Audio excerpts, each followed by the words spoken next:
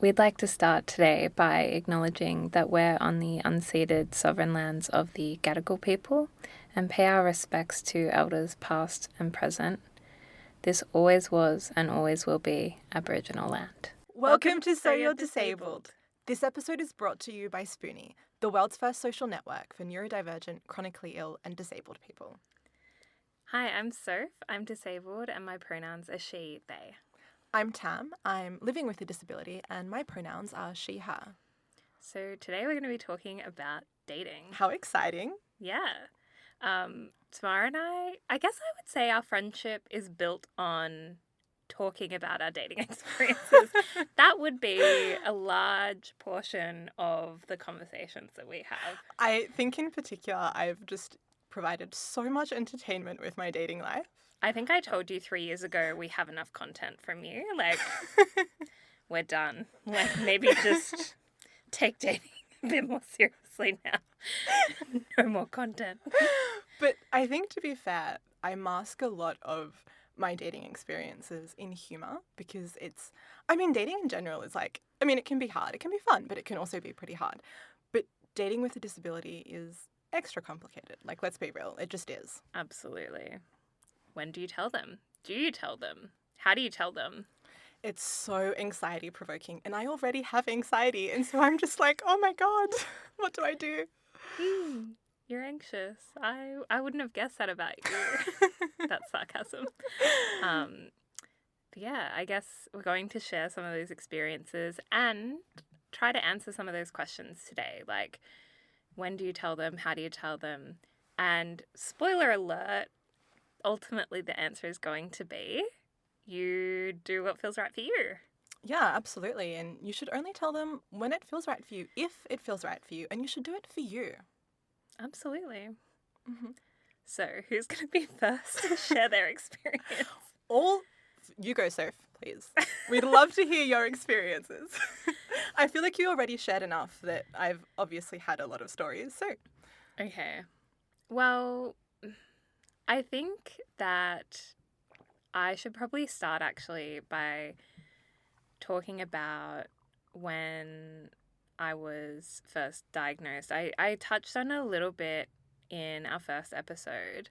I was with someone at the time and I got my diagnosis, and his response when I told him was so bad that it informed the way I kind of moved forward from that point in life. Like, I probably won't tell anyone, or I'm going to share this with very few people, because his response was really rooted in a lot of deficit-based thinking, and there were definitely some slurs in there that shouldn't be used.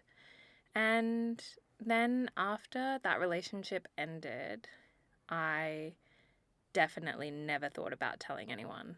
That's something I didn't think about for, how many years is it? I'm bad at maths. At least 5 years. At least 5 years. Probably longer than that. And then I still decided, even when I thought about, well, when do I tell someone? It was still something that I wasn't really sure when I should do it and how I should do it. And do I need to do it? I genuinely remember thinking, what if I just never told them? Like, would that matter? Would it really matter? I have that thought all the time. Even now. But, like, that's so bad, right? Because bad as in, if I'm going to be with someone for the rest of my life, or if I'm going to share a good portion of my life with someone, I can't not be completely myself around them. I struggle with small talk. I can't imagine, like, never telling someone, all the facets of who I really am. I totally understand that. And I think in order to ultimately have, to build a really authentic and genuine relationship or connection, you do have to be vulnerable. But it's so scary and it takes so much courage, and especially since you've had such a terrible experience, which I'm so sorry for. I mean, some people are just so awful, but I, have that share quite a similar experience with you in that when I was 16, I think I may have mentioned already, my boyfriend at the time was just so horrific that till this day, I really struggle with wanting to open up to someone and let them know. Not just do I say it early on and then have like sort of fear of rejection or possibly get ghosted, or even I find there's a lot of misconception around disability and intimacy. So there's all of that anxiety, but then sort of separate to that, I feel all of this anxiety around, well, if I tell them, does that mean that they'll no longer want to be with me because of my disability? Or will they only see me as my disability and sort of not as me as a person anymore, sort of separate to that? Yeah. I think that in particular, that point is what had me not telling anyone for a long time, because I was like, well, they need to meet me first and get to know me first before they know about this, because otherwise they're going to make all these assumptions about what that means and who I am. They're going to think they know me before they know me. Exactly. And I just find that to be so stressful, just thinking about that, and sort of, I don't know if it's like the lack of control, not that I mean control in a negative way, but I mean because of all the negative connotations we've touched on in previous episodes about disability and how people then view you and make all of those assumptions, or if it's genuinely just, as I said before, fear of rejection. Yeah. And, I think it's a lot of trust to put in someone that you don't know, that you're getting to know. And ultimately, I view this as not being our fault, because it's about the way society views disability. And if they didn't have these ingrained negative beliefs already that they've internalized, we wouldn't have to grapple with these really big issues. Yeah, absolutely. It's quite frankly just unfair. And just, I just would love to see us living in a world where we don't have to worry about this stuff. I mean, even just on dating apps, the amount of ableism that I see on there that quite frankly just turns me off dating. I mean, I'm still dating. I'm actually not in a relationship. I haven't been in a long-term relationship for very many years. So I'm dating for like the purpose of wanting to meet someone and form a connection and someone that like brings some joy into my life, sort of thing. But I have struggled a little bit on dating apps because I see like all of these men sometimes, not trying to be rude towards men, but they no hatred. Full offense. No hatred towards men. I have a brother and I love him very much. But okay, no, not like that. I just mean, like, I don't hate on men is what I'm saying, right? I know a man, and therefore I don't hate men. That's what that sounds like. Okay, that's not what I mean. I hope you didn't take it that way. But so on dating apps, right? The amount of men that I see that write that they hate slow walkers, and oh my God, that really irritates me, because for so many invisible disabilities, you can't walk very fast. Literally, on a dating app the other day, you know how there's that prompt of, we'll get along if? This guy literally wrote, we'll get along if you also want to round up all slow walkers and ban them from the footpath. I was just like, that is so ableist. And this is why I just can't even deal with dating apps sometimes. That's fair. I remember seeing a lot of ones that were about grammar and having bad grammar. And I was like, that's also ableist, I'm pretty sure, I don't have a diagnosis, but I'm pretty sure I'm dyslexic. And I just didn't realize it for so long because I grew up in the generation where computers were like completely part of my school or like my schooling journey. We didn't always have computers at school, but I always had some form of access to a computer. It was an expectation that you did to be able to do some of your schoolwork at home, your homework. And we had spell check, and I remember people making jokes and saying like, this generation won't know if they're dyslexic because of spell check. And I was like, ha ha ha. Well, I'm not dyslexic. I know how to spell.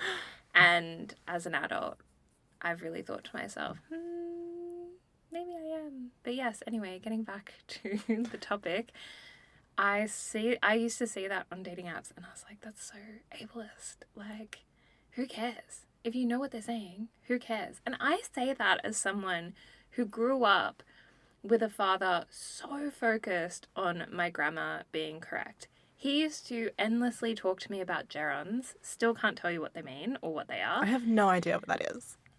He was so, ethnic fathers. He was so appalled by the lack of grammar being taught in school compared to his schooling experience. But I still can have enough nuance and be like, that's ableist, don't make someone feel like shit because they can't spell. Yeah, it's perfectly and they can't use grammar perfectly. Who cares? If you know what they're saying, who cares? It's so awful. And it just gives me such bad anxiety all the time. Whenever I write something, I'm like having to like double check like a million times. I'm like, oh my God, is that correct? Oh, bless. I don't do that. Yeah, I mean, I shouldn't do that, but I sometimes worry on my dating profile, Truly. I think part of the reason we're excited for this episode is because we balance each other well. I take this approach of like, I don't care. If they're going to like me, they're going to like me. I don't care. I'm looking for the person, and I mean, I am in a relationship now, but I'm looking for the person who just is going to love me for me. I'm not changing. It's a them problem. I love that energy. And I'm really trying to challenge that energy and like push myself through these sort of very negative core beliefs, I guess. Because ultimately that's what that is, right? This fear that I have of, being so scared of telling someone about my disability, specifically like in a dating context, right? My date about my disability. That's like a very negative core belief. And that's not going to lead me to the sort of relationship that I want or with the person that I would want to be with. So I'm really trying to challenge that. But it takes a lot of courage. It's not easy. And it's a process. Well, actually, but who says that's not going to lead you to what you're looking for? There is no one right way to do this. And I think that's exactly what I mean. Like, we balance each other well. Just because I view the world this way doesn't mean that that's the right way and that's how you should be either. Like, it's totally valid for you to feel this way. Look at the negative perceptions of disabled people and people living with disability in our society. That's what our whole shtick is about. Oh, absolutely. And I don't think it's my fault that I'm feeling this way. I very much think it is a reflection of exactly what you said, society and how they have depicted and valued disabled people. But in saying that, though, just for me personally, and I completely agree with you. It's completely okay to feel those feelings. And actually, I think all feelings should be very felt. It's just that before my dad passed away, he told me to marry my best friend. And I know that in order to do that, I'm going to have to be really vulnerable with someone and really let them in.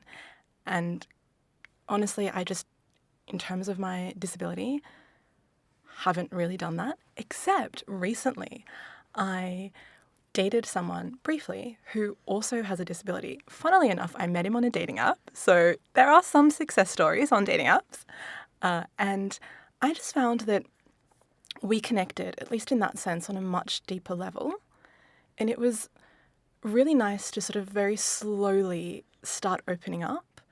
And yeah, that's why I really want to keep pushing myself through it and get to a point where I feel comfortable with that. And also, I find for me, I struggle a lot with feeling attractive when I'm having a flare-up. Like, it's really not easy. And I think when I was younger in particular, I would place a lot of my self-worth on being chosen by other people and them finding me attractive. And so then that would validate, okay, like I am valuable and therefore I am attractive and so therefore I can feel attractive. But now I realize that actually attractiveness comes from within, like from myself. And when I'm feeling more confident, I'm feeling more attractive. And when I dated this guy, when I was vulnerable with him and his response wasn't what I thought it would be, I felt really safe with him, and that made me feel so attractive. Like, I remember we were having a conversation and he asked me why I seemed so sad. And I was really scared in that moment. I was like, okay, what do I do? Do I tell him or do I just say, oh, I'm sad for whatever reason? And I was sad because I was having a flare up, right? And I decided, no, like I've entered into this era of being proud of my disability. So I was like to him, oh, well, and then I gave him every detail of my flare up and told him that's why I was feeling sad. And I remember I thought to myself, okay, that's it. He's never going to talk to me again. It's over. It's done. I'm like never going to hear from this person ever again. And instead, his response was so kind and so lovely and just so nice. And I felt so good about myself and so attractive, but I felt that way because I felt so safe with him in that moment. And yeah, so that's why moving forward, I want to really sort of challenge that same energy. That's fair. I similarly, well, I met my current partner on a dating app. And so, yes, there are dating app success stories. Yay! But before I was with my current partner, I had dated someone else, and not immediately, but eventually I did mention my disability. And the way that that person responded was really like chill. And then I realized that it actually enhanced the dating experience. Like, things were so much better. I was more comfortable. I felt like I could just be myself. And I realized what I'd been missing out on when I'd been dating, because I had been playing a role rather than being myself. I was acting, and therefore I wasn't really meeting people who were suited to me, because I was doing the thing that neurodivergent people are really good at, and I was masking, and I was being who I thought they wanted me to be. But where's that going? So when I dated this person and I was able to tell him, and we, connected on that, and he actually is neurodivergent as well, and, so we could understand each other a bit better, I was like, wow, okay, that's a lesson. And so that ended. And then I met my current partner. And when I did, I was like, no, I'm not going back. I'm just going to tell him. And so actually it was like lockdown times, and we were having a phone call instead of a first date because we were in lockdown. And I just like casually was like, yep, and I'm autistic, blah, blah, blah, blah, blah. And he just rolled with it, but I'd already told him, so I could just keep on going, and it wasn't a big deal, but I could just immediately be myself because I'd already told him. And I do have other disabilities, but that's the main one that I get really scared to talk to people about because of all of these like really big negative connotations that people associate with autistic people. That's for another episode, but yeah, it actually really enhanced that experience. So I totally get what you're saying.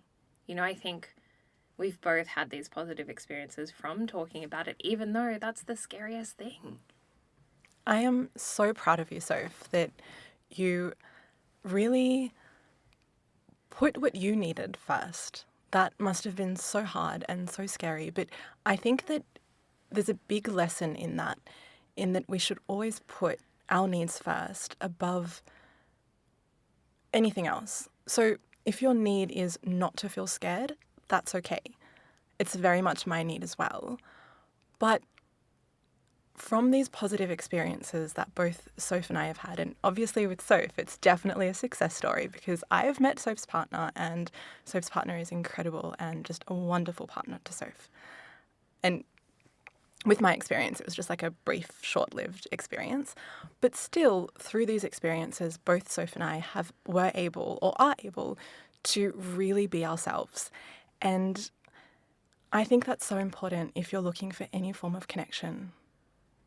Yeah, I agree. But it's hard. And we're definitely not coming to you, to our listeners and saying, it's really easy. Just follow these 5 steps and you'll meet someone or you'll feel more comfortable to tell them. What we are saying is, from our personal experience, we had some good experiences in being able to talk about it with the people that we're dating.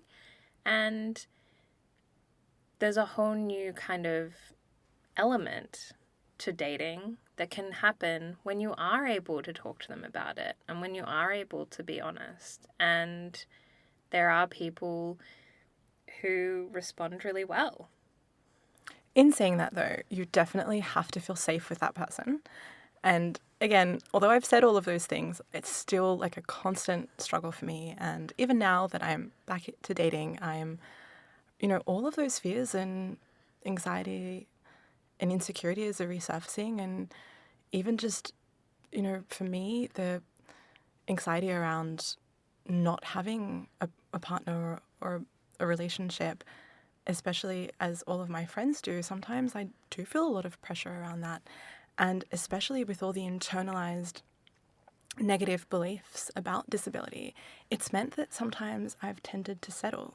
And that's like not cool. I don't want to do that because, first of all, I deserve not to settle. Like, I deserve a lot more than that. I realize that. Even though my mind tells me that I'm just lucky that someone wants to be with me and so I should just stay with them, I challenge those negative core beliefs. But also, it's not fair towards that person. Like, they deserve more than someone who's settling for them. But I do find from my experience, dating with a disability can lead to being more likely to settle. Yeah, actually, this has reminded me, going back to your point about attractiveness and feeling attractive, I have found that even as I would consider myself to be quite a confident person, I found when I was dating, if someone didn't match my energy, didn't make me feel safe, wasn't really the right person for me, that is when I started to feel most insecure and I wouldn't feel attractive. And I would start to have thoughts, like, especially when they're people that I know aren't safe with sharing about my disabilities. That's when I would really start to have thoughts about, you're so cringy, like, so embarrassing, not attractive, blah, blah, blah. Like, really negative self-talk was when it was actually, I was picking up on their energy and they're not going to respond well. It did take me a while to realize that, like, what's happening is I know they're not for me and I've got to stop trying to prove myself to them, because it's not actually even how attractive I am. It's that they're just not the right like, we're not suited.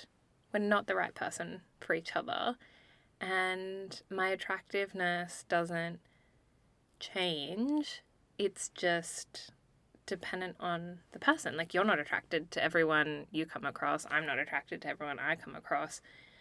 Some people don't feel attraction, or it's dependent on certain things. I definitely know about myself. Like, I have to get to know someone before I truly feel attracted to them. So, yeah, I think just going back to what you were saying, it's also a lot to process in terms of attractiveness as well. Like, there's so many layers to dating with disability.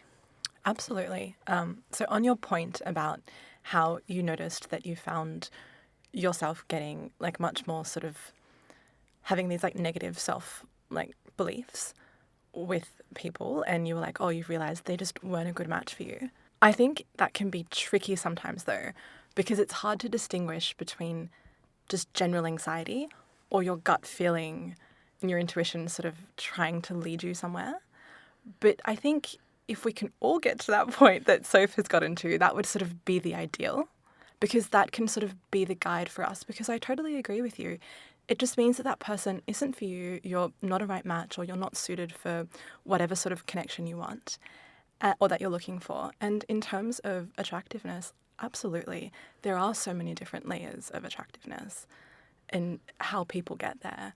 But it can be particularly difficult, as I said before, when you're not well. I mean, for me, like when I'm having a flare up and I'm in bed, I'm just really not feeling attractive at all. And for me, then that means that I don't even have the vibe to want to speak to anyone.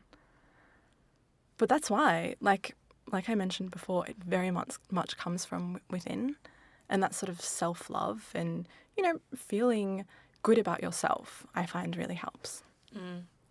Even, with me, when I am completely exhausted and trying to recover in bed, I find myself feeling like unattractive, and I'm like, oh no, if my partner sees me like this, like,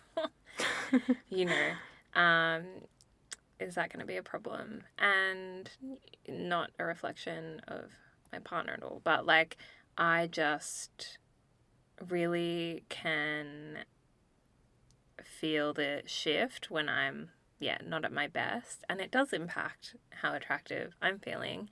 And at the same time, I guess we don't always need to be attractive. Like, that's the other thing. If we don't feel attractive and we're just in bed and we're not having a great day, that's also okay, because that's pretty normal. That's pretty human to, like, not be at your best 100% of the time.